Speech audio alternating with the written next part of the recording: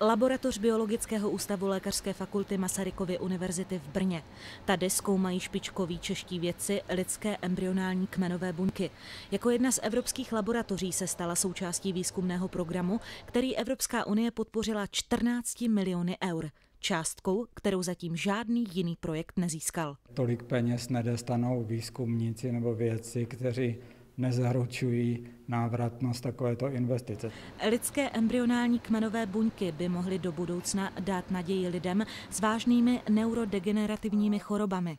Možná i Sáře Kališové z Týnce na Hodonínsku, která od narození trpí spinální atrofií.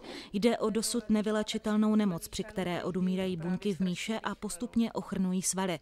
Zastavit by jí mohla léčba kmenovými buňkami. Specializované buňky jsou ty buňky, které plní ty základní funkce v organismu. To znamená buňka, která je izolovaná z časného embrya, to znamená ta embryonální kmenová, ta je specializovaná jenom proto, aby dala vznik všem těm buňkám funkčním.